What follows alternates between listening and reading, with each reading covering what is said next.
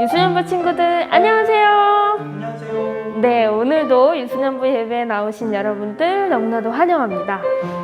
오늘도 각자 있는 자리에서 열심히 찬양하고 함께 예배드렸으면 좋겠습니다. 다 같이 찬양하시겠습니다. 집에서 드린다고 우리 앉아서 드리지 말고 다 같이 자리에 일어나서 신나게 율동도 하고 찬양하고 우리 예배드렸으면 좋겠습니다. 우리 싱글싱글 번글번글이라는 찬양 함께 따라해 보겠습니다.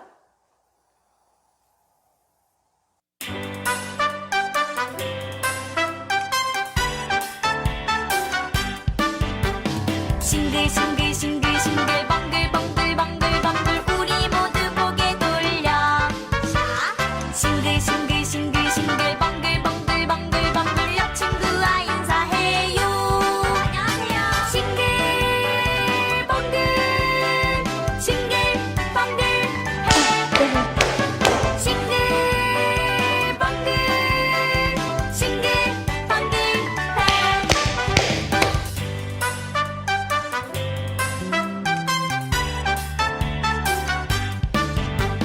싱글싱글싱글싱글 번글번글번글번글 우리 모두 손을 모아 싱글싱글싱글싱글 번글번글번글번글 앞 친구를 간질러요. 싱글번글 싱글번글 싱글번글 싱글번글 고개.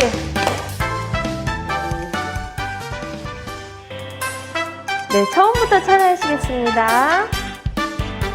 싱글싱글싱글싱글 번글번글번글번글 우리 모두 고개 돌려 싱글싱글싱글싱글 번글번글번글번글 옆 친구와 인사해요.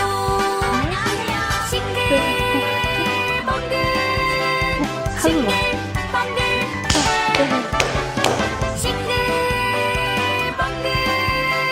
싱글번글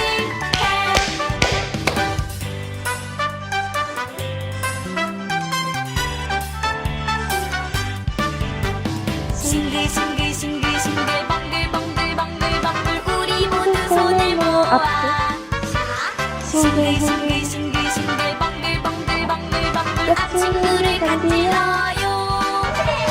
싱글번글 싱글번글 싱글번글 하나, 둘, 고개.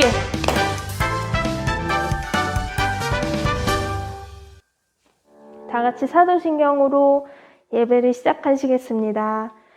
전능하사 천지를 만드신 하나님 아버지를 내가 믿사오며 그 외아들 우리 주 예수 그리스도를 믿사오니 이는 성령으로 잉태하사 동정녀 마리아에게 나시고 본디오 빌라도에게 고난을 받으사 십자가에 못 박혀 죽으시고 장사한 지 사흘 만에 죽은 자 가운데서 다시 살아나시며 하늘에 오르사 전능하신 하나님 우편에 앉아 계시다가 저리로서 산자와 죽은 자를 심판하러 오시리라. 성령을 믿사오며 거룩한 공예와 성도가 서로 교통하는 것과 죄를 사하여 주시는 것과 몸이 다시 사는 것과 영원히 사는 것을 믿사옵나이다. 네, 여러분 오늘은 날마다를 찬양하실 건데요. 오늘도 우리 도봉구에서 율동을 제일 잘하신다는 두 선생님과 함께 하겠습니다. 나와주세요. 박수! 네, 처음 하는 찬양이지만 각자 자리에서 일어나서 같이 율동 배우면서 찬양하겠습니다.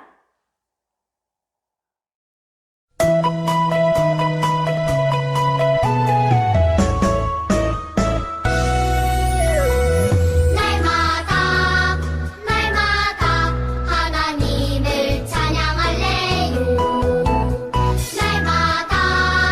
날마다 하나님을 찬양할래요. 온 세상 만드시고 지키시는 그분 나보다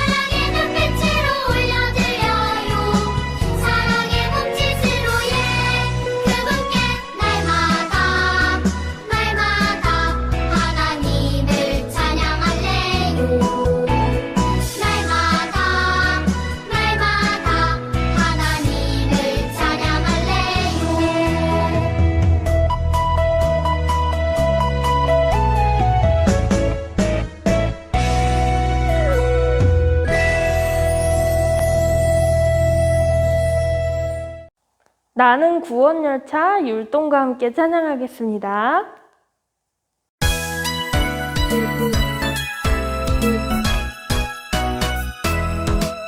나는 구원열차 올라타고서 하늘나라 가지요. 땅땅 태양역 벗어나 달려가다가 다시 내리지 않죠. 잡힐 필요 없어요. 주님 차량 되시니 나는 염려 없어요. 땅땅 나는 구원열차 올라타고서 하늘나라 가지요.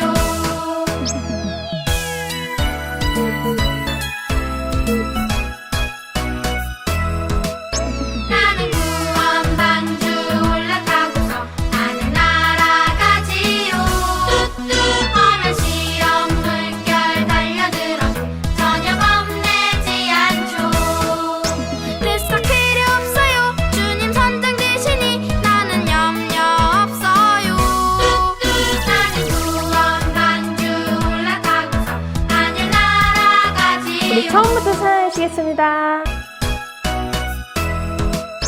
나는 구원열차 올라타고서 하늘나라 가지요. 땅땅 태양역 벗어나 달려가다가 다시 내리지 않죠. 잡힐 필요 없어요. 주님 차량 되시니 나는 염려 없어요. 땅땅 나는 구원열차 올라타고서 하늘나라 가지요.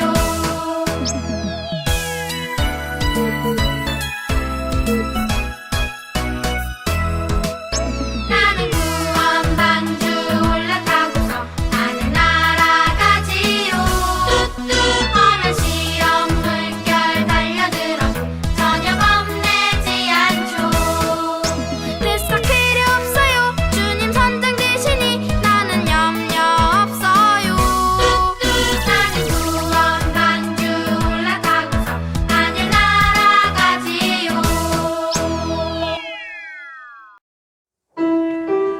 네, 마지막으로 우리 나의 피난처 예수 다 같이 찬양하시겠습니다.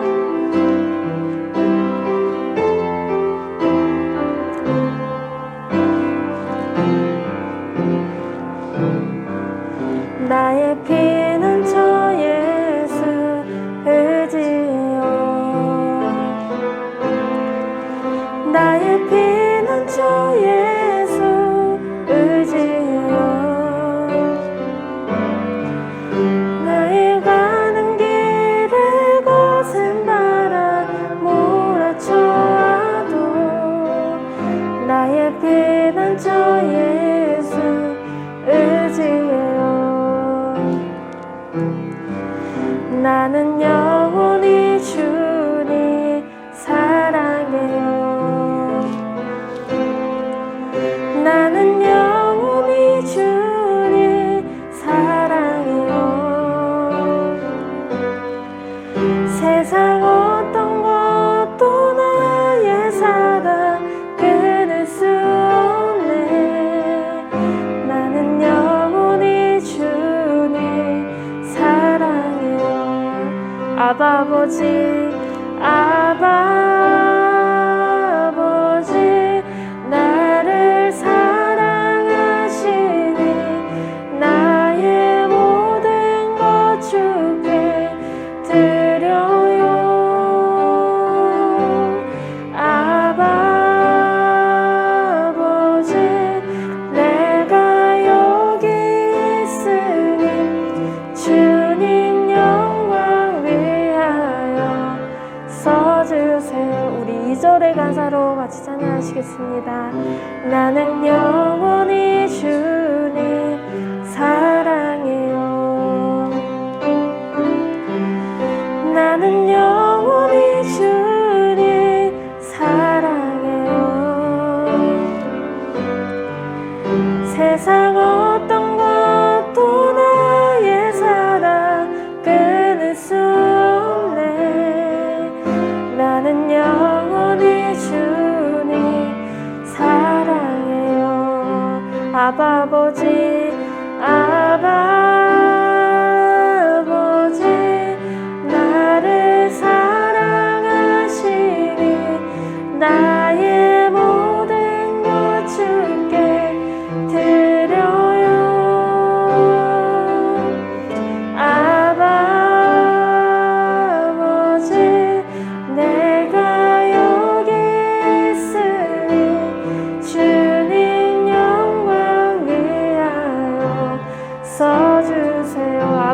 아버지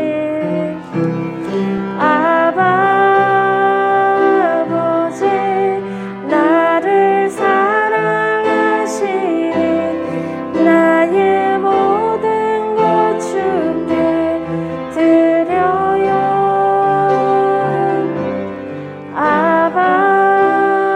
아버지 내가 여기 있으니 주님 영광 위하여 써주세요 주님 교회 위하여 주님 교회 위하여 써주세요 주님 나라 위하여 주님 나라 위하여 써주세요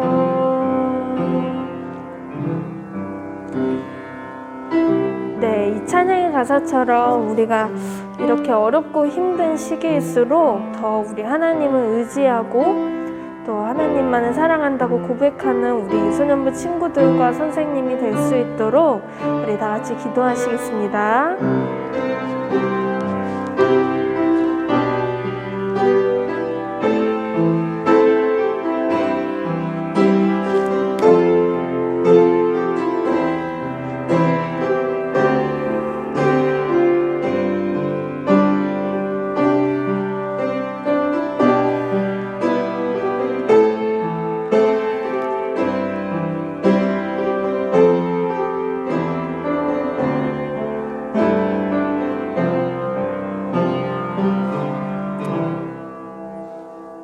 기도하시겠습니다.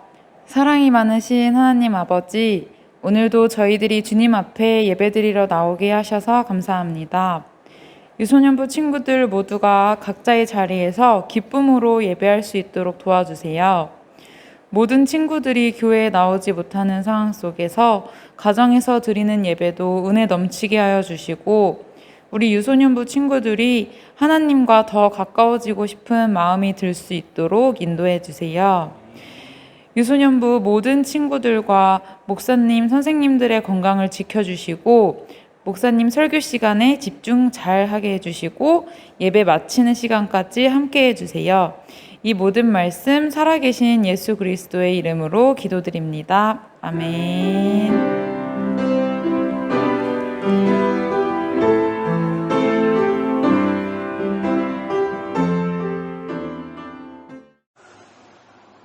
영상으로 예배드리는 친구들 안녕하세요.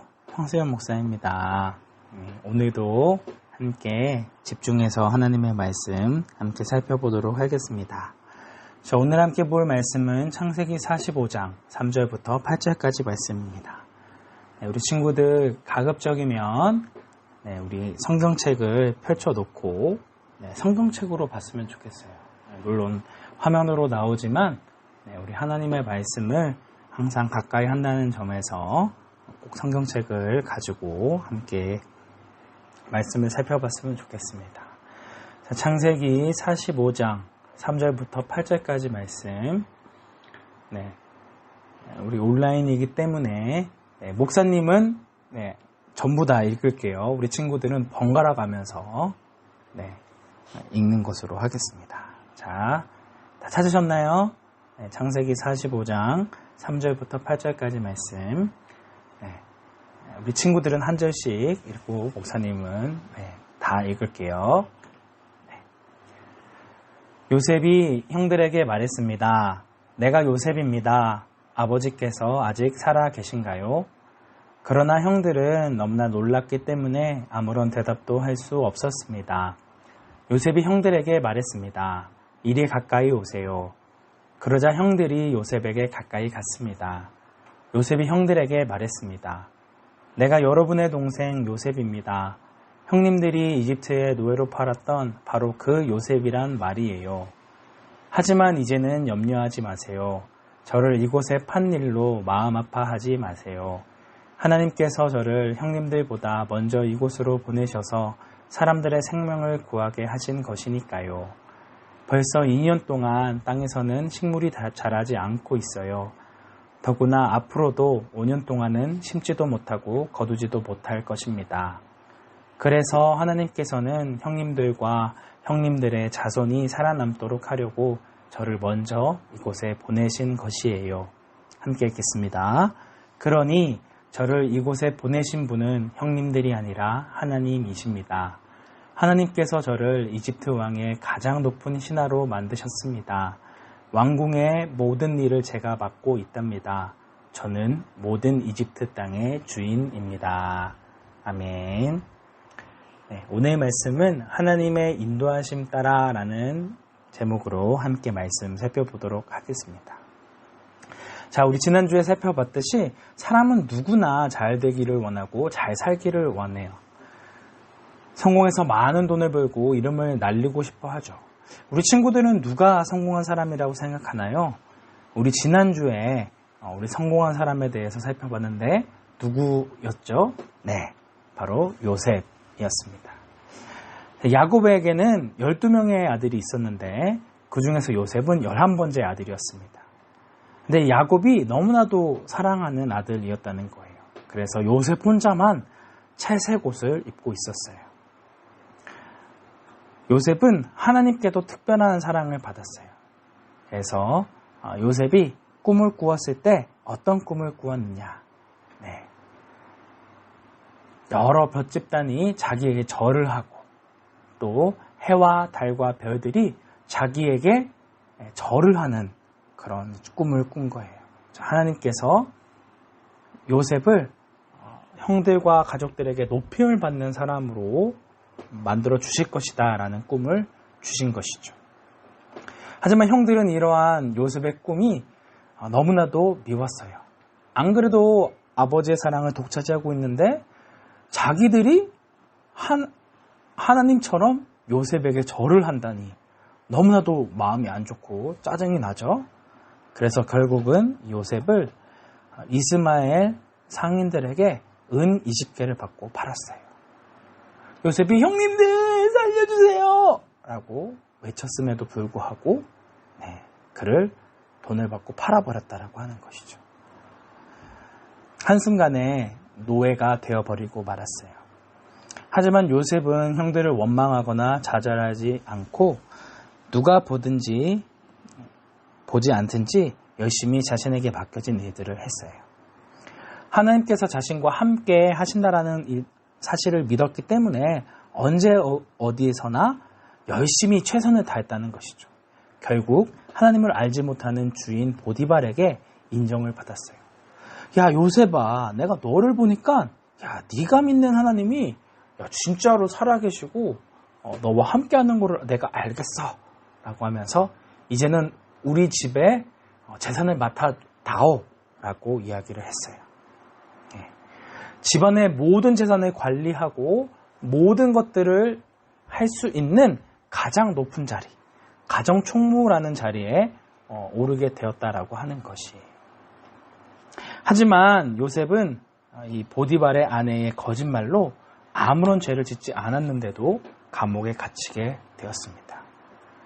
요셉은 하나님의 말씀을 지키기 위해서 보디발의 아내의 요청을 거부했는데 그 결과 오히려 칭찬을 받기는커녕 감옥에 갇히게 되었다라고 하는 것이죠. 하지만 이번에도 이 보디발의 아내를 원망하거나 복수를 꿈꾸지 않았습니다. 이 감옥에서도 하나님이 함께 하신다는 것을 믿고 다른 사람들을 섬기며 책임감 있게 일했다라고 하는 것이죠. 그러자 감옥에서 가장 높은 관리인 간수장이 이 요셉에게 또 감옥에 관련된 모든 일을 또 맡길 정도로 인정을 받는 사람이 되었어요. 하나님께서는 애굽의 노예였던 요셉에게 형통한 자라 이야기하시고 그리고 감옥에 갇히게 된 요셉을 또 형통한 자라 말씀하셨어요. 우리 지난주에 살펴봤듯이 형통은 곧 성공했다는 뜻을 가지고 있다라고 얘기를 했죠. 그런데 지금 요셉의 모습을 보세요. 어떻게 이런 모습이 성공한 사람이라 할 수 있겠습니까? 아무리 봐도 요셉의 인생은 완전히 실패한 사람인 것 같아 보여요. 그런데 또 하나님께서는 왜 요셉을 형통한 사람, 성공한 사람이라고 말씀하셨을까요? 그것은 성공의 기준이 다르기 때문이에요.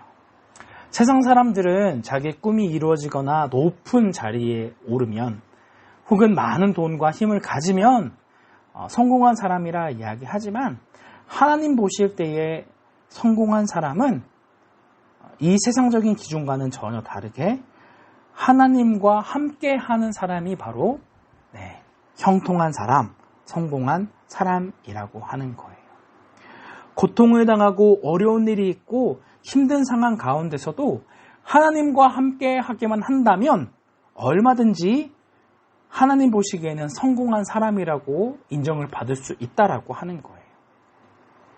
그렇기 때문에 우리가 꿈꾸는 것은 더 돈을 많이 버는 삶을 꿈꾸는 것이 아니라 언제 어떤 상황 가운데 있든지 하나님과 함께하는 사람이 되기를 구해야 한다라고 하는 거예요. 우리 친구들은 하나님께서 나와 함께 하신다는 사실을 잘 믿고 있나요? 그렇다면 우리 친구들도 요셉처럼 형통한 사람이 될 수 있어요. 하나님께서 우리와 함께 하신다는 사실들을 믿고 기도할 수 있고 감사할 수 있다라고 하는 거예요. 이렇게 하나님과 함께함으로 다른 사람에게 복이 되는 사람이 되어진다라는 것을 이야기하고 있습니다. 자, 그러면 이 이후에 요셉의 삶은 어떻게 흘러가게 되었을까요? 자, 감옥에서 만난 한 사람이 있었는데 이 사람은 이집트의 왕인 파라오에게 포도주를 바치는 매우 높은 관리였어요.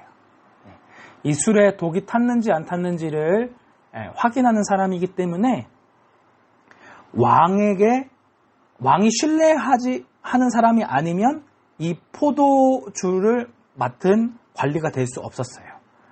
그만큼 이 이집트의 왕이 신뢰하고 있었던 사람이다라는 것이죠. 근데 이 사람이 감옥에 갇히게 된 거예요. 그런데 이 관리가 감옥에서 꿈을 꾸었는데 어떤 꿈을 꾸었냐면 가지가 3개가 있는 나무가 있었는데 여기에서 싹이 나고 꽃이 피더니 포도가 열렸다라고 하는 거예요. 그래서 이것을 따서 파라오에게 바치는 꿈을 꾸었어요.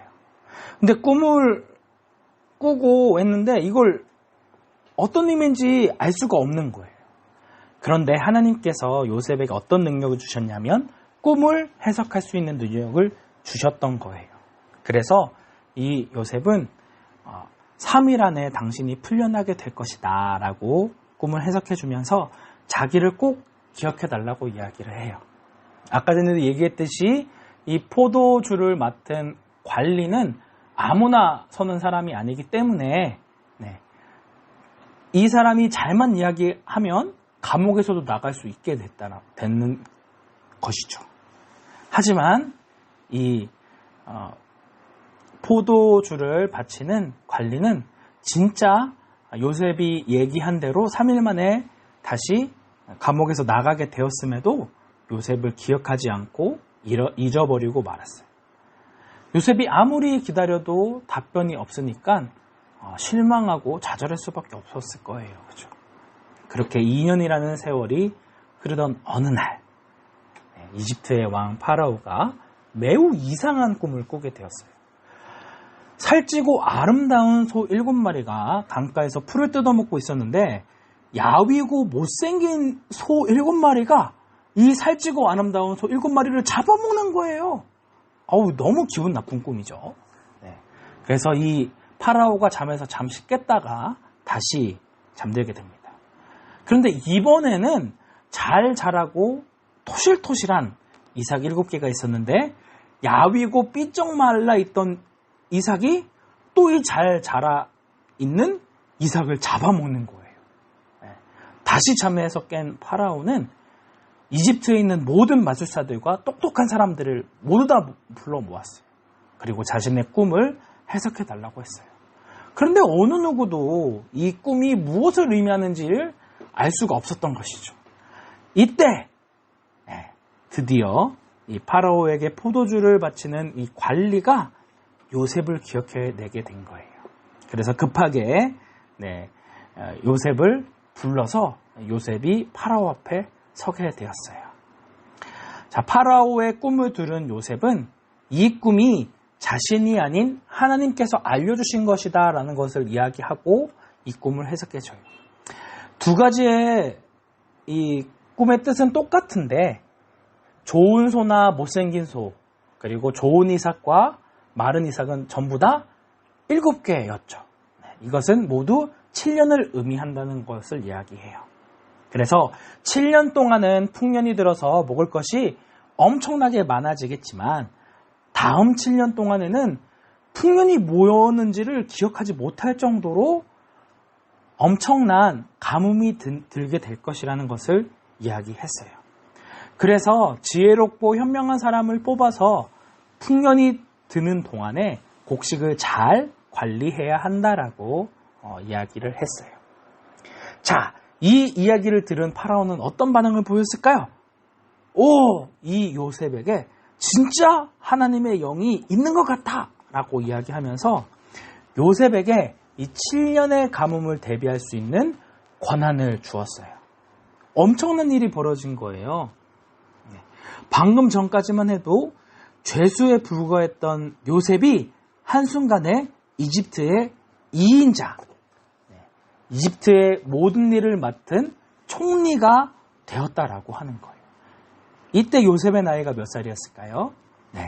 30살이었어요. 그런데 놀라운 것은 이 이집트에서 관직을 얻기 위한 최소한의 나이가 바로 30살이었다라고 하는 거예요. 그죠? 이 모든 것이 하나님의 계획하심 아래에 일어나는 일이었다는 거예요. 하나님께서 요셉에게 알려주었듯이 7년 동안에는 풍년이 계속되었어요. 그래서 다른 나라 사람들은 흥청망청 곡식을 막 아끼지 않고 먹을 때에 요셉은 7년 동안 이 식량들을 5분의 1씩 차곡차곡 모아두었어요. 당시에는 냉장고도 없고 에어컨도 없었는데도 이 쌀이 썩지 않는, 곡식이 썩지 않고 저축하는 방법을 연구해서 이것들을 잘 저장을 했다라고 하는 거예요. 그래서 바다의 모래와 같이 많은 곡식을 쌓아두었어요. 그리고 요셉이 이야기한 대로 7년의 풍년이 끝나자 7년 동안 가뭄이 시작되게 되었어요. 어디를 가든지 가뭄이 들지 않은 곳이 없었다라고 하는 거예요. 모든 땅의 사람들이 먹을 것이 없게 된 것이죠. 자, 이때다 싶어서 요셉은 그동안 차곡차곡 모았던 창고를 열어서 이집트 사람들에게 곡식을 팔기 시작했어요. 그러자 이제 모든 땅의 사람들이 다 곡식을 사기 위해 이집트로 몰려오기 시작한 거예요. 그런데 이 이집트에 곡식이 있다라는 이 소식을 들은 야곱이 그의 아들들에게 야, 이집트로 가면 먹을 것이 있다고 하는데 너희들이 가서 양식을 좀 사오너라 라고 이야기를 합니다. 그래서 이 요셉을 돈 주고 팔았던 형들과 요셉의 만남이 이루어지게 됩니다. 무려 13년 만의 만남이었습니다. 당연히 형들은 요셉이 이집트의 총리가 되었을 것이라고는 전혀 상상도 하지 못했을 거예요. 높은 이집트의 총리니까 아마 제대로 얼굴을 쳐다보지도 못했을 거예요. 자, 하지만 요셉은 형들을 당연히 알아보게 되었겠지요. 하지만 이 요셉은 형들의 마음이 어떤지를 테스트하고 싶었기 때문에 끝까지 이집트 사람인 것처럼 행동을 했어요. 그래서 대화를 할 때에 중간에 통역사를 놓고 이제 말을 주고받았다라고 하는 거예요. 근데 갑자기 요셉이 다짜고짜 너희들 양식을 사러 온 것이 아니라 우리나라 스파이로 온 거지. 우리가 어떤지 엿보러 온 거지. 어찌 감히 이럴 수 있냐? 라고 하면서 저 사람들은 다 감옥에 가둬라! 라고 얘기를 한 거예요. 그러자 형들이 너무나도 당황했겠죠. 아니 자기들은 곡식을 얻으려고 왔는데 스파이라고 하니까 이거 말도 안 되는 일이에요. 그러니까 아닙니다, 절대 아니고요. 아니 우리는 한 아버지의 아들들로서 12형제가 있습니다. 네. 우리 10명은 여기에 있고 막내는 지금 집에 아버지와 함께 있고 또 한 명은 지금 실종된 상태입니다. 이 진짜예요. 믿어주세요. 라고 막 얘기를 하는 거예요. 네. 그러자 요셉이 그래? 근데 내가 어떻게 당신 말을 믿겠어? 그러면 집에 가서 정말 그 막내 동생이 있는지 데리고 와봐라. 너희가 갔다가 안 올 수도 있으니까 너희 중에 한 명을 뽑아서 인질로 남겨두고 갔다 와라. 그러면 내가 이 사람을 풀어주겠다라고 하면서 음식과 함께 이 형제들을 풀어주었다라고 하는 거예요. 여기에서 형제들은 요셉이 자기 말을 못 알아듣는 줄 알고 자기들끼리 속삭였어요. 제일 큰 형인 르우벤이 아이고 우리가 요셉에게 한 일 때문에 벌을 받나 보다. 요셉이 살려달라고 애원을 하는 것을 보면서도 그 말을 듣지 않았으니 이런 고통을 당하는 거야. 어떻게 하면 좋니? 네, 이 모든 것을 요셉은 다 알아들었겠죠. 그리고 이렇게 얘기하는 형들을 보면서 너무나 속상해서 몰래 방으로 가서 울고 다시 나왔어요. 그리고 아까 이야기한 것처럼 둘째 형인 시므온을 묶어서 감옥에 가두고 또 형들의 가방에 곡식을 가득 채워주었어요.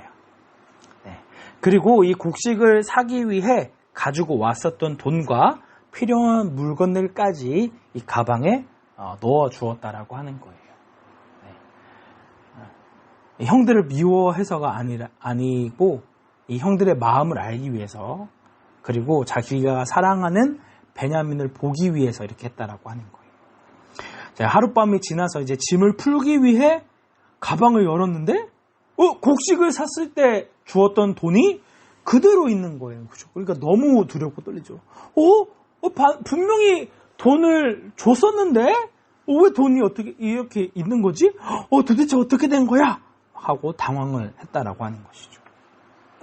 자, 어쨌든 다시 가나안으로 돌아온 형들이 아버지 야곱에게 지금까지 있었던 일들을 이야기해 주었어요. 그러자 야곱이 너무 슬퍼하면서 막 얘기하는 거예요. 야, 너희들 왜 동생이 있다고 해가지고 내 마지막 아들까지 잃어버리게 만드니? 지금 요셉도 없고 시므온은 감옥에 갇히고 이제 베냐민까지 없어지면 나는 어떻게 사냐? 난 절대로 못 보낸다! 라고 하면서 서럽게 울었어요. 그때 셋째 형인 유다가 아버지에게 아버지, 제가 반드시 베냐민을 다시 데리고 올게요. 제가 책임질게요. 이러다 우리 다 굶어 죽어요. 라고 이야기를 했어요. 몇 달 동안 가지고 온 곡식으로 버텼지만 이제 다 떨어져서 이제 먹을 것이 없게 되자 결국 야곱은 하나님께서 자비를 베푸셔서 그 사람이 시므온과 베냐민을 돌려보내기를 빈다. 내 아들을 잃어버려도 어쩔 수 없다. 라고 이야기하면서 드디어 베냐민을 보내주게 되었어요. 다시 형들이 이집트로 왔고 요셉은 베냐민의 모습을 보게 되었어요. 베냐민이 5살 때 헤어졌었기 때문에 이제 17년 만에 보는 거니까 얼굴이 뭐 많이 바뀌었겠죠, 그죠? 근데 어쨌든 이 동생을 보니까 이 눈물을 참을 수가 없었던 거예요. 그러니까 또 급히 또 방을 찾아가서 또 울었어요. 참 울본가 봐요, 그죠? 그래서 형들에게 맛있는 음식을 대접하고 베냐민에게는 5배나 되는 음식을 더 주었어요. 근데 요셉이 사랑하는 동생 베냐민을 돌려보내고 싶지 않은 거예요. 그래서 형들을 이제 다시 집으로 돌려보낼 때 곡식과 함께 이 베냐민의 자루에 요셉만이 사용하는 은잔을 넣도록 지시했어요. 그리고 안녕 하고 이제 보냈는데 멀리 가지 않았을 때 사람을 보내어 잡아오게 만들었다라고 하는 것이죠. 그래서 관리인이 너희들이 어찌 선을 악으로 갚느냐? 어찌 우리 주인의 잔을 훔쳤느냐? 라고 막 화를 냈어요.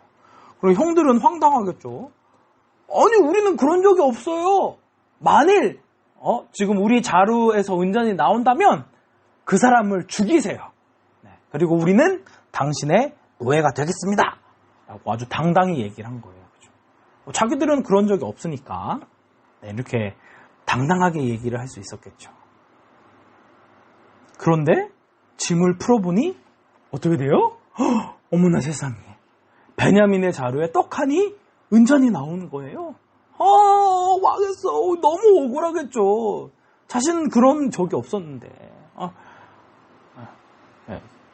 그러니까 이제 꼼짝없이 막내 동생 베냐민이 죽을 수밖에 없는 상황에 처하게 되었다라고 하는 거예요. 그때 셋째 아들 유다가 나섰어요. 총리님 제발 부탁이에요. 요셉과 베냐민은 아버지가 늙으셨을 때 낳은 특별한 아들인데 아버지가 제일 사랑했던 야곱은 죽고 동생 하나만 남았습니다. 이 베냐민은 아버지에게 너무나도 소중한 아들이에요. 만약 베냐민마저 집으로 돌아가지 못한다면 아버지는 죽을 수도 있어요. 제가 대신 남을 테니 아니면 제가 죽어도 좋으니 베냐민만은 돌려보내주세요. 하고 간절히 이야기를 했다라고 하는 거예요. 다른 형들도 가만히 있지 않았겠죠. 막 무릎을 꿇고 사정을 했을 거예요.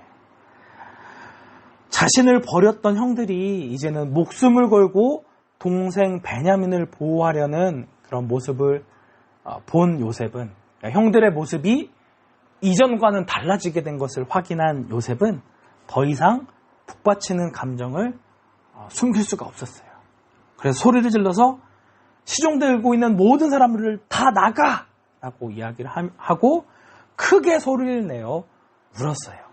어찌나 이 울음소리가 컸었는지 이 궁 안에 있는 모든 사람이 알 정도로 그렇게 서럽게 울었다라고 하는 거예요. 그렇게 울면서 자신이 요셉이다라는 것들을 밝히게 되었습니다. 이 이야기를 들은 형들은 어떻게 되었을까요? 너무나 깜짝 놀라 얼음이 되어버렸어요. 아무런 대답을 할 수가 없는 거죠. 그리고 두려움에 벌벌벌 떨게 됐어요. 혹시나 요셉이 자신을 종으로 팔아버린 우리들을 죽이고 복수할까봐 너무 무서웠던 거예요.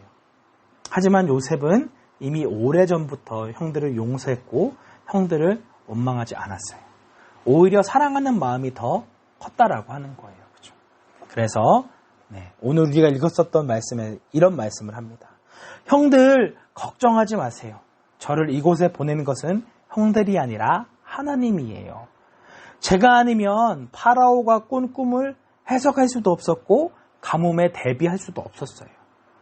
하나님께서 나를 형들보다 먼저 앞서 보내셔서 많은 사람의 생명을 구원하라 하셨어요. 아직도 흉년이 5년이 남아있지만 걱정하지 마세요.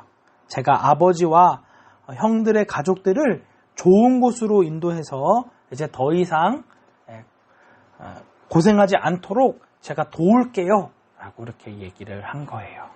그리고 요셉은 자기가 정말로 아끼고 사랑했던 동생 베냐민의 목을 안고 펑펑 울었어요. 베냐민도 어렴풋하게 기억했던 이 형을 만나니까 얼마나 반가웠을까요? 그러면서 막 펑펑 운 거예요. 그리고 물론 이 베냐민한테만 울고 나머지 형들은 다 때린 게 아니고 형들 모두에게도 다 입을 맞추고 껴안으면서 함께 울었다라고 하는 거예요. 결국 야곱과 형들의 가족 70명이 이집트의 고센이라는 지역으로 와서 이사를 와서 평안히 살 수 있게 되었어요.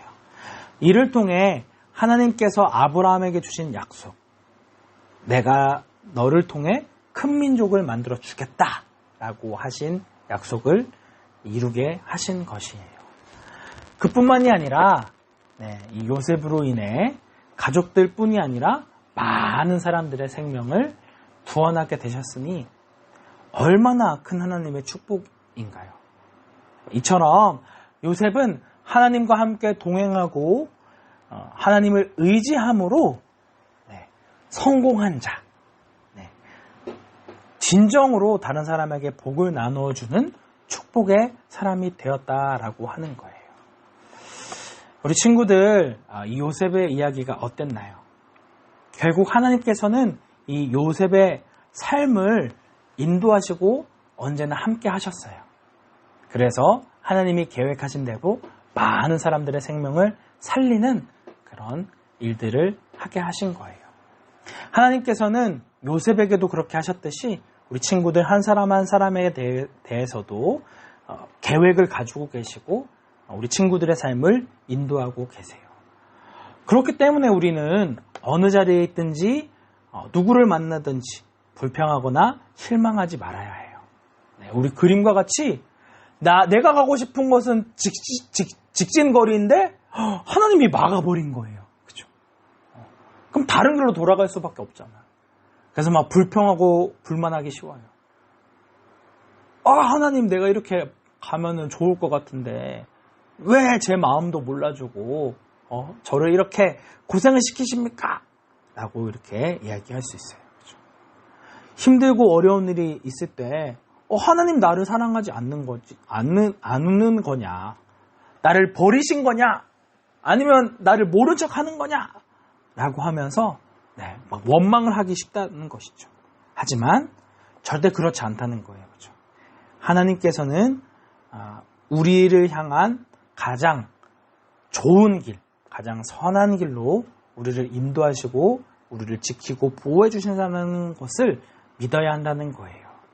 그래서 우리 친구들이 이런 어려운 일을 만날 때에도 실망하거나 두려워하지 말고 우리를 가장 좋은 길로 인도하시는, 가장 선한 길로 인도하시는 그 하나님을 의지함으로 더욱 주님 앞에 나아가는 우리 믿음의 친구들이 되기를 주님의 이름으로 축복합니다. 이 시간 함께 기도하도록 하겠습니다. 은혜가 많으신 하나님 아버지, 요셉의 이야기를 통해 우리의 생명과 모든 일들은 하나님의 계획하심 아래에 있다는 것들을 배웠어요. 때로는 우리에게 이해할 수 없는 어려운 일과 좌절할 수밖에 없는 상황이 찾아온다 할지라도 하나님의 선하신 뜻을 믿으며 주님 앞에 나아가는 유소년부 친구들이 되어줄 수 있도록 주님께서 인도해 주세요. 우리 친구들도 요셉과 같이 많은 사람을 생명으로 인도하는 귀한 축복이 있기를 원합니다. 주님께서 우리 친구들과 함께 하여 주시고 늘 붙들어 주세요. 언제나 우리와 함께 하시는 예수 그리스도의 이름으로 기도드립니다. 아멘. 이제는 우리 주 예수 그리스도의 은혜와 하나님의 무한하신 사랑과 성령님의 감화 감동 위로 교통하심이 우리의 연약함과 우리의 부족함에도 우리를 향한 놀라운 계획을 가지고 계시며 우리를 가장 선한 길로 인도하시는 그 하나님을 믿고 의지함으로 어떠한 상황 가운데서도 좌절하지 않기로 다짐하는 우리 유소년부 친구들 머리 위에, 교사 선생님들 머리 위에, 그들의 가정 위에, 주님의 몸된 강북 우리 교회 위에 이제로부터 영원토록 함께 있을지어다. 아멘. 네, 우리 친구들 너무 수고 많이 했고요. 네, 다음 주에는 현장 예배가 없습니다. 네, 왜냐하면 목사님이 주일 1, 2부 설교를 해야 되기 때문에 다음 주에는 현장 예배 없이 집에서 온라인으로 예배를 드릴 수 있다는 점 우리 친구들이 잊지 않고 기억했으면 좋겠어요. 네, 우리 친구들 예배 드리느라 너무 수고 많았어요. 네, 이걸로 끝나면 안 되겠죠? 네, 우리 꼭 공각까지 함께 들어주시기 바랍니다. 수고 많으셨어요. 안녕.